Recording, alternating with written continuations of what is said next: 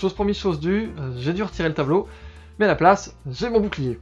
Bon, bonjour à tous, aujourd'hui on va faire un petit retour sur. J'espère que ça vous va. En même temps, c'est ce que j'avais prévu de faire, donc si on fait pas ça... On va faire ça.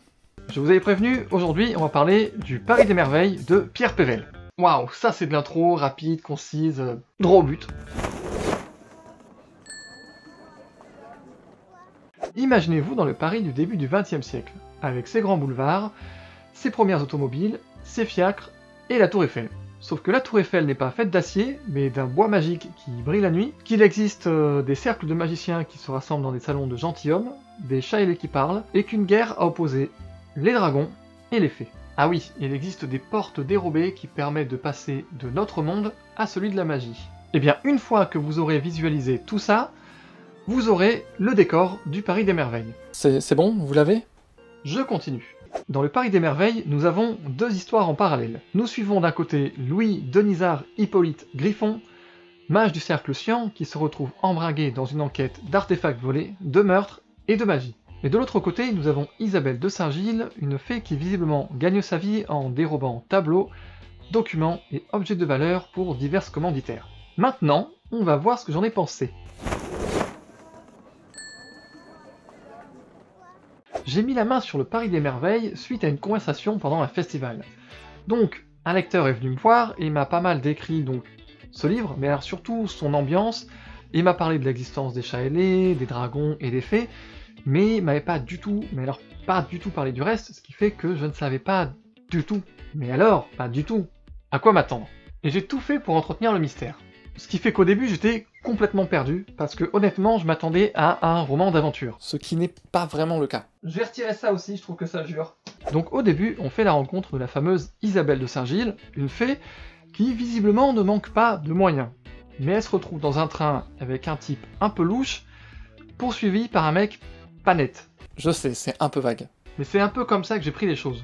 Ensuite, on va découvrir l'histoire par le regard du mage Griffon, qui va accepter d'enquêter sur un possible tricheur dans un casino. Sauf que entre temps, il va aller un petit peu à droite, il va aller un petit peu à gauche, il va rencontrer ses amis dans les salons de gentilshommes, et il va prendre le métro pour aller dans le monde de la magie. Pourquoi pas? J'étais émerveillé par cette ambiance du vieux Paris et par la présence d'êtres magiques, mais je me demandais quand même un petit peu où on allait. Mais j'ai fini par comprendre. Passé ce cap, le reste a filé et c'était que du bonheur. Mais alors de quoi ça parle? Eh bien, sans grande surprise maintenant, c'est une enquête. Sauf que contrairement à pas mal de romans de policiers, là l'enquête se fait un petit peu malgré le personnage principal. Il n'a pas d'insigne et ce n'est pas non plus un privé. Mais surtout, chaque personnage a sa propre vie, ses propres intérêts et même ses propres envies, ce qui fait que ce sont leurs agissements qui vont avoir une influence sur l'enquête ou pas. Donc, ils n'agissent pas forcément de concert et pas forcément toujours dans les mêmes intérêts. Ce qui fait qu'on ne sait jamais vraiment quand les personnages vont faire avancer l'enquête, ou au contraire vont plutôt faire avancer leurs propres intérêts. Donc certaines pistes vont amener à la solution, alors que d'autres vont plus simplement étoffer l'univers. L'intérêt c'est justement de démêler un petit peu tout ça. Pour le reste, l'ambiance est super bien trouvée, on visualise facilement les grands boulevards, les fiacres, les salons de gentilshommes, et on y ajoute facilement l'existence d'arbres savants ou lumineux, ou même la présence de fées, de lutins ou de trolls. Je n'oublie pas bien sûr Azincourt, le chat ailé de Griffon, qui parle quand même beaucoup et qui a l'habitude de s'endormir sur son courrier pour pouvoir le lire. Même s'il se limite principalement à Paris, l'univers est très bien construit, très détaillé et ancré dans le temps. En plus de ça, comme je l'ai dit, chaque personnage a ses propres intérêts, mais aussi sa propre histoire et son propre parler, et franchement, je trouve que l'auteur joue assez facilement avec les différentes classes sociales, donc ça c'est quand même aussi un gros plus. Si je devais émettre une réserve, ce serait par rapport au méchant de l'histoire. Au début, je trouve qu'il fait quand même un petit peu cliché, il se retrouve dans un cimetière avec des gargouilles.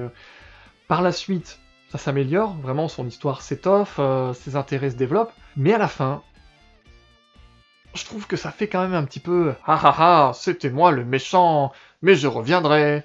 Je trouve que c'est un peu dommage. Mais ça ne m'empêche pas de vouloir lire le tome 2 et 3. On finit sur une note un peu négative, mais franchement, à part ça, j'ai vraiment aimé le Paris des Merveilles. Donc, je remercie ce lecteur que j'ai croisé à Blois, avec qui on a quand même pas mal discuté. Désolé si j'enregistre facilement les gens, les visages et les histoires, les noms c'est plus dur. Dans le Paris des Merveilles, les personnages sont riches, l'histoire est travaillée, et On suit donc une enquête qui est quand même bien ficelée, parce que malgré peut-être les quelques indices qu'il y avait sur place, moi je n'ai pas du tout vu venir la fin. Donc franchement, le suspense, on tient jusqu'au bout. Et j'adore les histoires qui mélangent un monde actuel, presque, et le monde de la magie. Donc franchement, à chaque fois, c'est une super belle découverte. Mon premier retour sûr de l'année, et en fait, le premier livre que j'ai fini cette année, donc c'est quand même super encourageant. J'espère que cette vidéo vous aura plu. Comme d'habitude, hein, vous laissez des commentaires, vous aimez, vous partagez.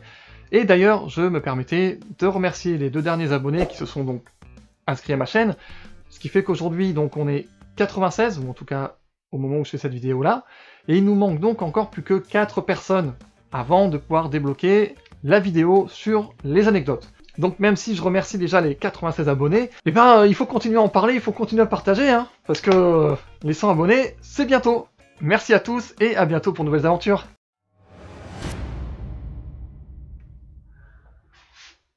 Vous êtes encore là? Ça tombe bien, j'ai oublié de vous demander un petit truc.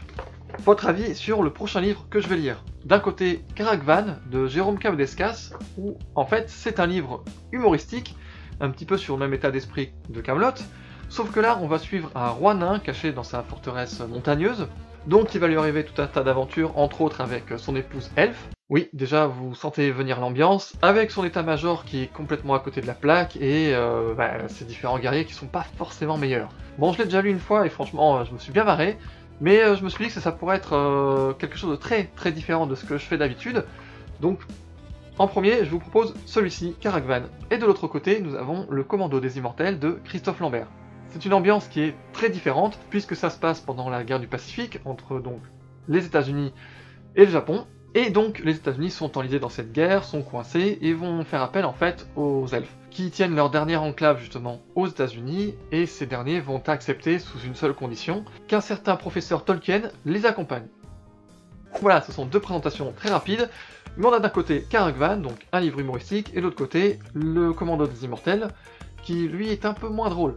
Mais je vous laisse donc choisir lequel je lirai en suivant. Vous laissez un petit commentaire pour me le dire, et je vais aussi mettre normalement un petit sondage sur Instagram. Donc, je vous dis à bientôt pour de nouvelles aventures.